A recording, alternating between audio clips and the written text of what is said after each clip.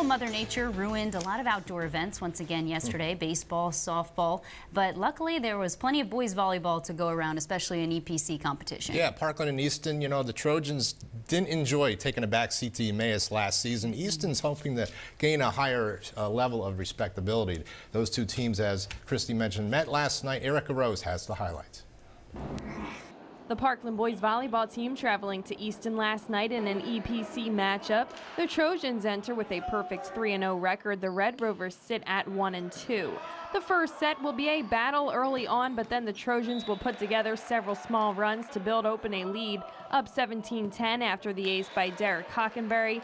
The Red Rovers will try to fight their way back, but error is playing a role in this one, and an error is what ends the first set. 25-17, Parkland jumps on top. It's always important, especially on a road game. You know, anytime you can jump out early and get a first set win, it just plays positive for the mental aspect. With some younger guys in the lineup, dropping a first set can be critical to how they play the rest of the games. It really boosts the confidence of the team, and when you can get a run like that in the beginning, it really sets up for later in the game where you might have to push harder.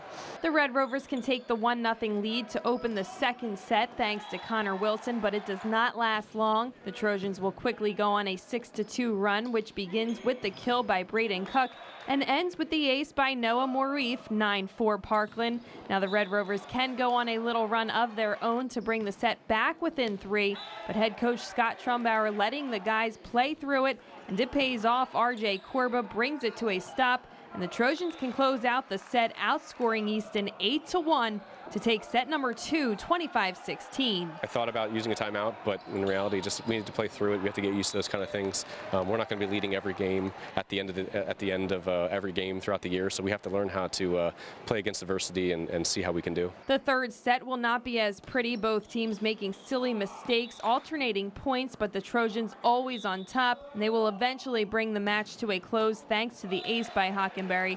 25-19, Parkland pulls off the sweep. I told the guys that they played well, but there were definitely times where we didn't push ourselves or kind of play with as much aggression as I'd like to see them. But we mixed in a bunch of people. I mean, we rotated middles throughout the games and reintroduced somebody who had had an injury since before the season started. So I expect some bumps and things along the road, but overall it's good. Any win we can get is a positive. Parkland is still working out the kinks, and head coach Scott Trumbauer is still making adjustments to his lineup.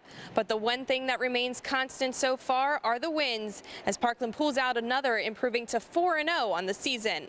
On the scene in Easton, I'm Erica Rose, 2 Sports.